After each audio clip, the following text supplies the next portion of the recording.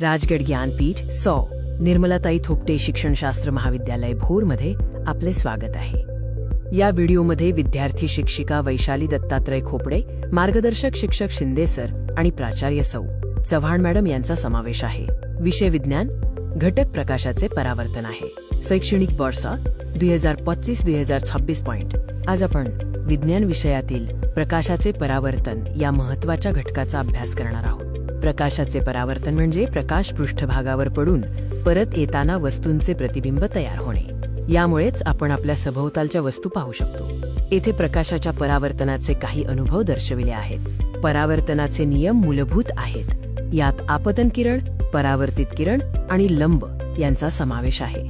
आपतन किरण पृष्ठभागावर पडतो तर परावर्तित किरण पृष्ठभागावरून परत येतो। लंब हा या दोघांमध्ये असतो। परावर्तनाचे दोन मुख्य प्रकार आहेत, नियमित आणि अनियमित परावर्तन। नियमित परावर्तन गुळगुळीत पृष्ठभागावर स्पष्ट प्रतिबिंब देते, तर अनियमित परावर्तन खरबरीत पृष्ठभागावर अस्पष्ट प्रतिबिंब तयार करते। दोन्ही प्रकार आपल्या दैनंदिन जीवनात महत्त्वाचे आहेत। परावर्तनाचे अनेक उपयोग आहेत।